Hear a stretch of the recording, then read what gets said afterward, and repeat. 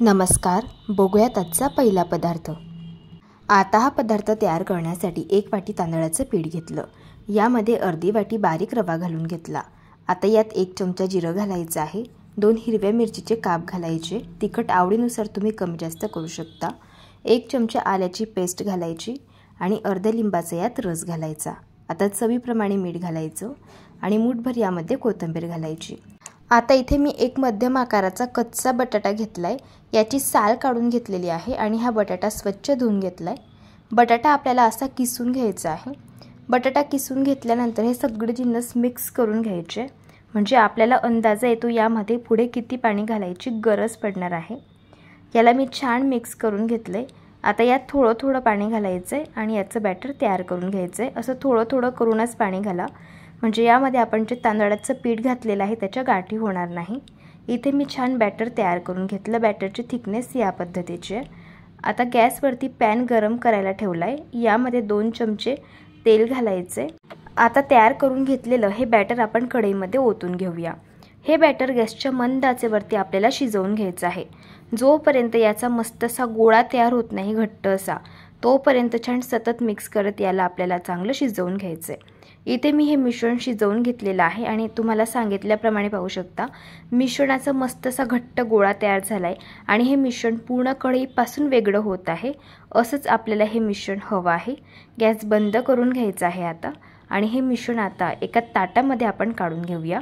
मिश्रण पूर्णपणे थंड झाल्यावरती त्यापासून पदार्थ बनवायला सुरुवात करायची आहे। इथे आपण क्रिस्पी आणि कुरकुरीत असे तांदळाचे मेदूवडे बघत आहोत, तर त्यासाठी मिश्रण पूर्ण थंड झाल्यावरती हाताने 2 ते 3 मिनिटं चांगल्याला मळून घ्यायचं आहे। जर मिश्रण हाताला चिटकत असेल तर तुम्ही हाताला थोडंसं तेल लावून घेऊ शकता आणि नंतर याला मळून घेऊ शकता। मेदूवडा तयार करण्यासाठी ज्या साईजचा वडा बनवायचा असेल तेवढा गोळा हातामध्ये घ्यायचा। याला सुरुवातीला गोलाकार शेप देऊन घ्यायचा, नंतर याला टिक्कीसारखं असं हाताने प्रेस करायचं आहे। आता पोटाला तेल लावून घ्यायचं आणि याला असं होल आपल्याला तयार करून घ्यायचं आहे। इथे आपला हा मेदूवडा तयार झाला। याच पद्धतीने मी सगळे वडे हे तयार करून घेतलेले आहे। आता लगेच आपण हे वडे फ्राय करायला घेऊया। वडे फ्राय करण्यासाठी इथे मी तेल गरम करून घेतलं। आता हे वडे तेलामध्ये सोडून घ्यायचे। एका वेळेस जेवढे वडे तुमचे कढईमध्ये बसतील तेवढे तुम्ही एका वेळेस घालू शकता। वडे आता क्रिस्पी आणि कुरकुरीत होईपर्यंत दोघे बाजूंनी आपल्याला हलक्या गुलाबी रंगावरती मस्त फ्राय करून घ्यायचे। इथे मी हे वडे छान फ्राय करून घेतलेले आहे। तयार झाले इथे आपले हे तांदळाच्या पिठाचे मेदूवडे। चवीला अगदी भन्नाट लागतात। हे बाहेरून छान क्रिस्पी आणि कुरकुरीत होतात आणि आतून मस्त स्पॉन्जी आणि सॉफ्ट असे हे होतात। नक्कीच एकदा या पद्धतीने ट्राय करून बघा। प्रकार क्रमांक 2। आता हा पदार्थ तयार करण्यासाठी 1 वाटी लापसीचा रवा घेतला। या रव्याला दलिया सुद्धा म्हटलं जातं। आता हा रवा गॅसच्या मंद आचेवरती आपल्याला भाजून घ्यायचा आहे। जसा जसा हा रवा भाजला जातो ना, तसा तसा या रव्याचा प्रत्येक दाणा हा फुलायला सुरुवात होते आणि हा रवा असा पांढरट दिसायला लागतो। त्यावरून समजायचं की रवा भाजून झालेला आहे। इथे मी रवा भाजून घेतलाय आणि रवा भाजत असताना तुम्ही पाहू शकता रव्याचा रंग चेंज झालेला आहे आणि रव्याचा प्रत्येक कण असा फुललेला आहे आणि हा रवा पांढरट दिसत आहे, म्हणजे रवा चांगला भाजून झालाय। आता याला मी एका प्लेटमध्ये काढून घेतलंय। आता कढईमध्ये 3 छोटे चमचे तेल गरम करून घेतलं आणि यामध्ये मूठभर काजू घातले आणि पाव वाटी यामध्ये मी ओल्या नारळाचे काप घातलेले आहे। 1 ते 2 सेकंद छान हे हलक्या गुलाबी रंगावरती चांगलं परतून घेतलं। याला परतून घेतल्यानंतर आता एका प्लेटमध्ये आपण काढून घेऊया। असे हे काजू आणि खोबऱ्याचे काप असे परतून घेतल्यामुळे या पदार्थाची चव ही दुपटीने वाढते। आता आपल्याला ह्या उरलेल्या तुपामध्ये अर्धी वाटी गूळ घालायचं आहे। ज्या वाटीने रवा घेतला होता त्याच वाटीने 1 वाटी यात पाणी घालून घ्यायचं आहे। आता हा गूळ आपल्याला फक्त या पाण्यामध्ये विरघळून घ्यायचा आहे। लक्षात ठेवा गुळाचा पाक अजिबात बनवायचा नाही। इथे मी गूळ हा पाण्यामध्ये चांगला विरघळून घेतलेला आहे। आता यामध्ये आपल्याला चिमूटभर मीठ घालायचं आहे। असं चिमूटभर मीठ घातल्यामुळे या पदार्थाची चव जास्त छान लागते। आता यात आपल्याला हा भाजून घेतलेला लापसीचा रवा घालून घ्यायचा आहे। छान याला मिक्स करून घेऊया। आता यावरती झाकण ठेवायचे आणि झाकण ठेवून हा रवा आपल्याला गॅसच्या मंद आचेवरती 7 ते 8 मिनिटं छान शिजवून घ्यायचा आहे। पण हा रवा शिजवताना एक गोष्ट लक्षात ठेवा, या 6 मिनिटांमधून 2-2 किंवा 1.5 मिनिटांनी झाकण उघडायचे आणि हा रवा मिक्स करून घ्यायचा आहे, म्हणजे रवा हा तळाला चिटकणार नाही किंवा जळणार नाही आणि व्यवस्थित असा शिजला जाईल। मंडळी, जर तुम्ही चॅनलवरती नवीन असाल, तुम्हाला रेसिपीज आवडत असतील ना, तर चॅनलला सबस्क्राईब करून घ्या आणि शेजारील बेल आयकॉनसुद्धा प्रेस करा, म्हणजे जो व्हिडिओ सगळ्यात आधी चॅनलवरती अपलोड होईल त्याचं नोटिफिकेशन तुम्हाला सगळ्यात आधी मिळेल। इथे मी हा रवा झाकण ठेवून छान शिजवून घेतलेला आहे। रव्याचा प्रत्येक दाणा बघा मस्त असा फुललेला आहे। आता यामध्ये आपल्याला हे भाजून घेतलेले काजू आणि खोबऱ्याचे काप घालायचे आहे आणि 1 वाटी ओल्या नारळाचा चव यामध्ये घालायचा आहे। ओल्या नारळाच्या चवाची टेस्ट या पदार्थामध्ये खूप छान लागते। पाव चमचा वेलची पावडर यामध्ये घातली आणि याला मिक्स करून घेतलं। तयार झाला इथे आपला मस्त असा सुटसुटीत आणि दाणेदार असा हा लापसीचा रवा। खूप पौष्टिक असा तयार होतो आणि चवीलाही अगदी छान लागतो। नक्कीच एकदा या पद्धतीने तुम्ही ट्राय करून बघा। प्रकार क्रमांक 3। हा पदार्थ तयार करण्यासाठी एक मध्यम आकाराचा कच्चा बटाटा घेतला। याची सालं काढून घेतलेली आहे आणि आता हा बटाटा आपल्याला किसून घ्यायचा आहे। बटाटा किसत असताना एका बाउलमध्ये पाणी घ्यायचे आणि त्यामध्ये हा बटाटा किसून घ्यायचा, म्हणजे बटाट्याचा किसा काळा पडणार नाही। आता हा बटाट्याचा किस 2 ते 3 वेळेस पाण्याने स्वच्छ धुवून घेतला आणि यातील पाणी हे नितळून घेतलं। यात आता आपल्याला बेसन पीठ घालायचं आहे, तर इथे मी 1 वाटी बेसन पीठ घेतलेलं आहे। आता यामध्ये पोहे खायचे 2 चमचे गव्हाचे पीठ घालायचं, त्याच चमच्याने 2 चमचे तांदळाचे पीठ घालायचे, 1 चमचा आलं आणि लसूणची पेस्ट घालून घ्यायची आणि एक छोट्या आकाराचा कांदा इथे मी चिरून घेतलेला आहे, तर तो यामध्ये घातला। बारीक चिरलेली कोथिंबीर घातलेली आहे, 1 चमचा लाल तिखट घालायचं, पाव चमचा हळदी पावडर, पाव चमचा गरम मसाला आणि पाव चमचा जिरे पावडर घातली। 1 चमचा यामध्ये आपल्याला पांढरे तीळ घालायचे आहे। तिळाचा फ्लेवर पदार्थामध्ये खूप छान लागतो। चवीप्रमाणे मीठ घालायचं आणि सगळे जिन्नस सुरुवातीला मिक्स करून घ्यायचे। असे याला सुरुवातीला मिक्स करून घेतल्यामुळे आपल्याला अंदाजा येतो यात किती पाणी घालायची गरज पडणार आहे। आता थोडं थोडं पाणी घालून याचं आपल्याला बॅटर हे तयार करून घ्यायचं आहे। इथे मी याचं बॅटर तयार करून घेतलेलं आहे। बॅटरची थिकनेस पाहून घ्या, या पद्धतीचे आहे आणि हे बॅटर तयार करण्यासाठी ज्या वाटीने बेसन पीठ घेतलं होतं त्याच वाटीने 2 वाटी इथे मी पाणी वापरलेलं आहे। इथे आपण बटाट्याचं क्रिस्पी आणि खुसखुशीत धिरडं तयार करत आहोत, तर त्यासाठी पॅन गरम करून घेतला आणि याला तेल लावून घेतलेलं आहे। साधारण 3 पळी आपल्याला हे तयार करून घेतलेलं बॅटर तव्यावरती घालायचं आहे आणि हलक्या हाताने असे याला पसरवून घ्यायचे। आता हे धिरडं गॅसच्या मंद आचेवरती एका साईडने आपल्याला भाजून घ्यायचं आहे। एका साईडने हे धिरडं भाजत आलं की वरची बाजू याची कोरडी होते। यावरून समजायचं धिरडं एका साईडने भाजत आलेलं आहे।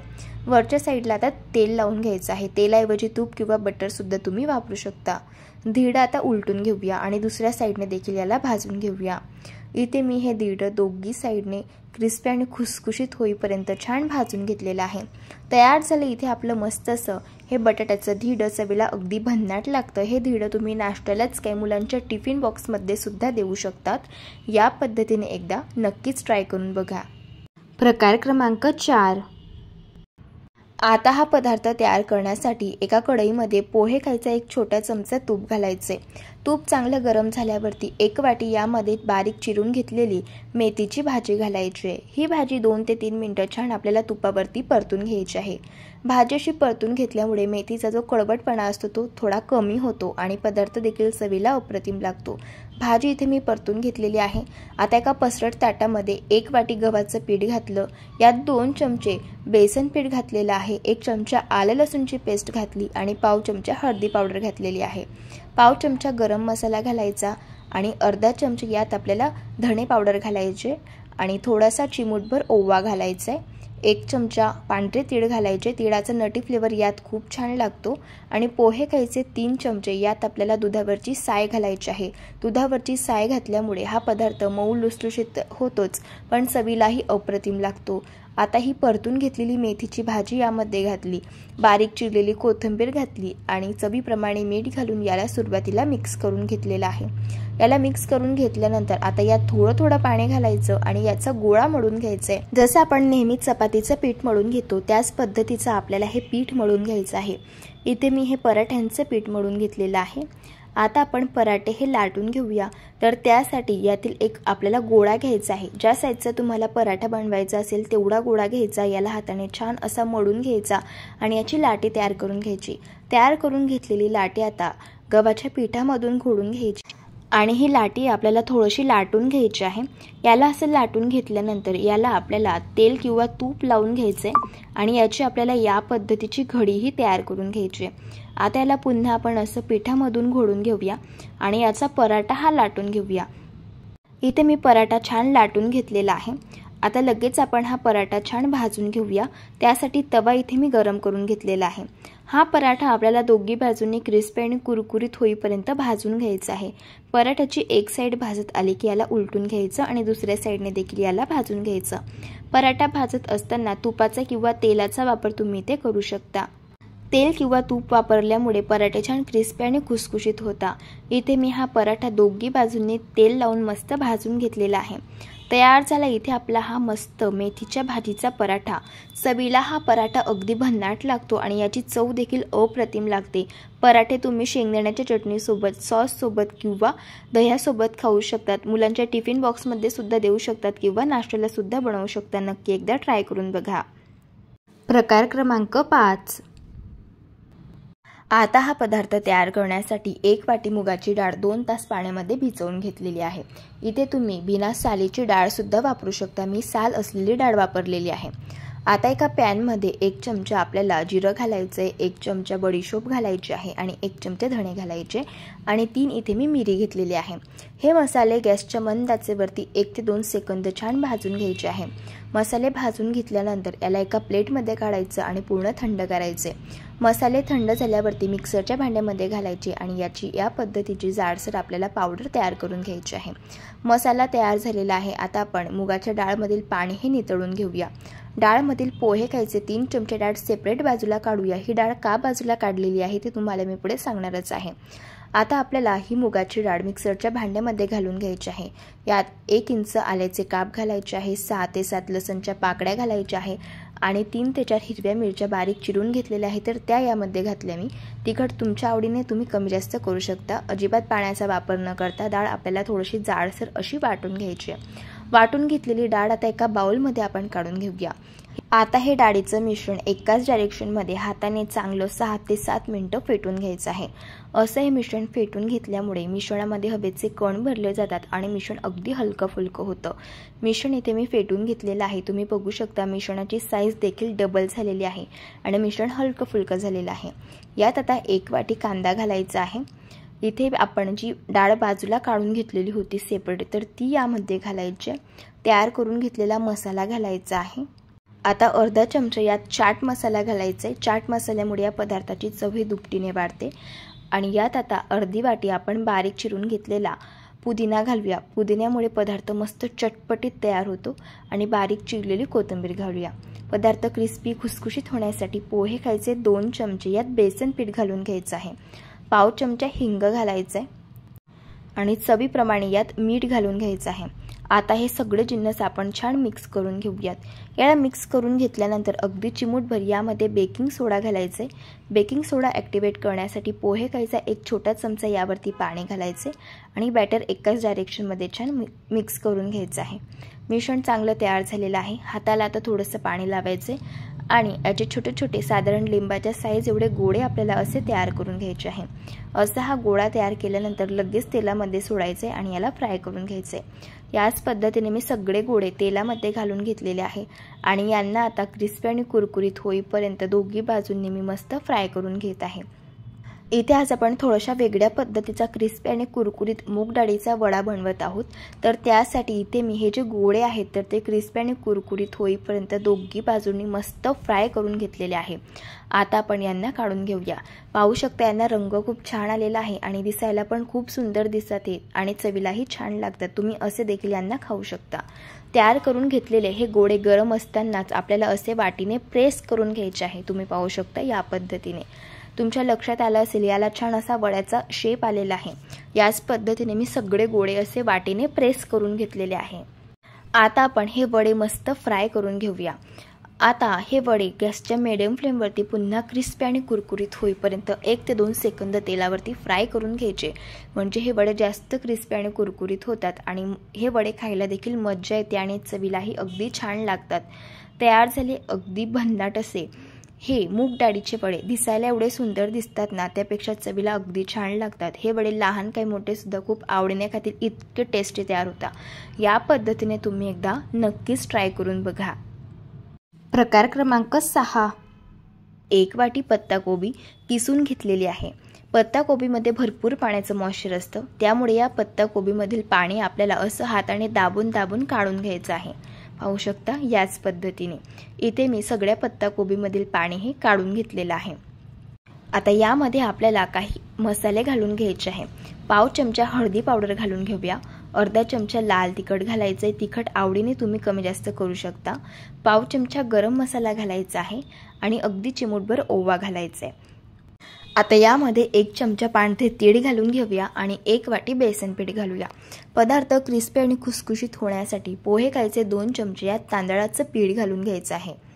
तांदळाचं पीठ नसेल तर तुम्ही इथे 2 चमचे रवा वापरू शकतात किंवा इथे तुम्ही ज्वारीचं पीठ सुद्धा वापरू शकता। चवीप्रमाणे मीठ घालायचं आणि बारीक चिरलेली कोथिंबीर घालून हे सगळे जिन्नस हाताने मिक्स करून घ्यायचे। यामध्ये अजिबात पाण्याचा वापर करायचा नाही। इथे आपण पत्ताकोबी वापरलेला आहे, पत्ताकोबीमध्ये स्वतःचं खूप पाणी असतं, त्यामध्येच आपल्याला मिश्रण चांगलं मळून घ्यायचं आहे। बघा मिश्रण इथे मी चांगलं मळून घेतलेलं आहे।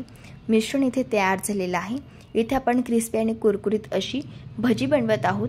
तर भजी क्रिस्पी खुसखुशीत होण्यासाठी पोहे खायचा 1 छोटा चमचा यात कच्चं तेल घालायचं आणि याला मिक्स करून घ्यायचं।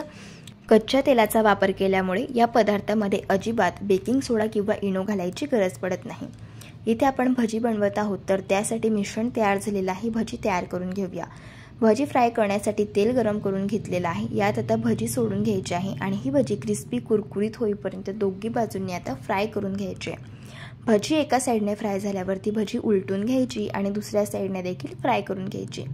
इथे मी ही भजी क्रिस्पी आणि कुरकुरीत होईपर्यंत दोन्ही बाजूंनी फ्राय करून घेतली। तयार झाली क्रिस्पी खुसखुशीत अशी ही कोबीची भजी, चवीला अगदी छान लागते। या पद्धतीने एकदा नक्कीच ट्राय करून बघा। प्रकार क्रमांक 7, आता हा पदार्थ तयार करण्यासाठी 1 कप आपल्याला बेसन पीठ घ्यायचं आहे आणि अर्धा कप यामध्ये जाड रवा घालून घ्यायचा आहे। आता यामध्ये अर्धा कप आपल्याला दही घालून घ्यायचं आहे। सुरुवातीला याला मिक्स करून घेऊयात, यावरनं अंदाजा येईल यामध्ये आपल्याला किती पाणी घालण्याची गरज पडणार आहे। आता थोडं थोडं पाणी घालायचं आणि याचं आपल्याला बॅटर हे तयार करून घ्यायचं आहे। असं थोडं थोडं पाणी घालून बॅटर तयार करून घेतल्यामुळे याच्या गुठळ्या तयार होत नाही आणि अगदी स्मूथ असं हे बॅटर तयार होतं। बघा इथे मी बॅटर तयार करून घेतलेलं आहे। तुम्ही बॅटरची थिकनेस बघून घ्या, अशा पद्धतीची आहे। आणि हे बॅटर तयार करण्यासाठी ज्या कपाने बेसन पीठ घेतलं होतं त्याच कपाने 1 कप पाणी घेतलं होतं, तर त्यातील पाव कप पाणी हे शिल्लक राहिलेलं आहे। आता यावरती झाकण ठेवायचं आणि 10 मिनिटांसाठी आपल्याला हे बॅटर भिजण्यासाठी ठेवायचं आहे। तोपर्यंत पुढची प्रोसेस बघूया। ताटामध्ये आपल्याला 1 छोटा चमचा तेल घालायचं आहे आणि तेल लावून ताटाला ग्रीस करून घ्यायचं आहे। कढईमध्ये 2 ग्लास पाणी घालायचं आहे। यामध्ये एक रिंग ठेवायची आहे। रिंग नसेल तर तुम्ही ते डब्याचं झाकण सुद्धा वापरू शकता। आता हे पाणी आपल्याला गरम करून घ्यायचंय। पाणी गरम झाल्यावरती तेल लावून घेतलेलं हे ताट आपल्याला यामध्ये ठेवून द्यायचं आहे। आता 10 मिनिट इथे झालेले आहे आणि इथे आपलं हे बॅटर सुद्धा चांगलं भिजलं गेलेलं आहे। यामध्ये चिमूटभर हळद घालायची आहे। हळद अगदी कमीच वापरायची, जर हळद जास्त झाली तर ढोकळ्यावरती लाल पॅचेस पडतात। 1 चमचा हिरव्या मिरचीचा ठेचा घालायचा आहे आणि 1 चमचा आल्याची पेस्ट घालून घ्यायची आणि पोहे खाण्याचे 2 चमचे यामध्ये आपल्याला तेल घालून घ्यायचे। तेल घातल्यामुळे ढोकळा घशामध्ये अडकत नाही आणि अगदी छान मऊ लुसलुशीत जाळीदार असा तयार होतो। यामध्ये चवीप्रमाणे मीठ घालून याला मिक्स करून घ्यायचं आहे। आता ढोकळा मऊ लुसलुशीत स्पंजी तयार होण्यासाठी यामध्ये 1 चमचा लेमन फ्लेवरचा इनो घालायचा आहे आणि अगदी पटकन हे बॅटर मिक्स करून घ्यायचे। आता वेळ न वाया घालवता लगेच हे बॅटर आपल्याला ताटामध्ये ओतून घ्यायचं आहे। आता यावरती झाकण ठेवायचं आणि 10 मिनिटं गॅसच्या हाय फ्लेमवरती हा ढोकळा आपल्याला शिजवून घ्यायचा आहे। इथे मी हा ढोकळा 10 मिनिटं शिजवून घेतलेला आहे। आता आपण यावरचं झाकण काढूया। बघू शकता मस्त असा ढोकळा टम्म फुगून वर आलेला आहे। याला चेक करून घ्यायचे। टूथपिक अगदी क्लीन निघत आहे, याचा अर्थ ढोकळा इथे आपला शिजला गेलेला आहे। आता हा ढोकळा आपल्याला हलका थंड करून घ्यायचा आहे। ढोकळा थंड होत आहे तोपर्यंत आपण यासाठी तडका तयार करून घेऊया। पॅन मध्ये 3 छोटे चमचे तेल घालून घ्यायचं आहे। तेल कडकडीत गरम झाल्यावरती यामध्ये 1 चमचा मोहरी घालायची। मोहरी तडतडल्यावरती यामध्ये आपल्याला पाव चमचा हिंग घालायचा आहे। 4 ते 5 हिरवी मिरची घालायची आणि 10 ते 12 कढीपत्त्याची पानं घालायची आणि 1 ते 2 मिनिटं ही फोडणी आपल्याला तेलावरती चांगली परतून घ्यायची आहे। आता ही तयार करून घेतलेली फोडणी आपण ढोकळ्यावरती घालून घेऊया। असा हा बेसन पिठाचा ढोकळा अगदी झटपट तयार होतो आणि चवीलाही अगदी छान लागतो। आता आपण याला कट करून घेऊयात। ढोकळा कट करत असतानाच तुम्हाला अंदाजा येत असेल हा ढोकळा अतिशय छान मऊ लुसलुशीत स्पंजी आणि सॉफ्ट असा तयार झालेला आहे। मी तुम्हाला ढोकळ्यातील एक पीस काढून दाखवते। बघा, ढोकळ्याला छान जाडी पडलेली आहे आणि छान असा मऊ लुसलुशीत असा स्पंजी सॉफ्ट ढोकळा तयार झालेला आहे। हा ढोकळा चवीला अगदी छान असा तयार होतो। तुम्ही हा ढोकळा मुलांच्या टिफिन बॉक्समध्ये देऊ शकता आणि नाश्त्याला सुद्धा तयार करून घेऊ शकता। अशा पद्धतीने तुम्ही एकदा ट्राय करून बघा।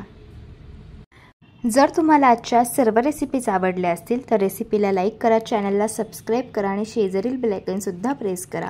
चला भेटू आता एका नवीन रेसिपी सोबत। तोपर्यंत धन्यवाद।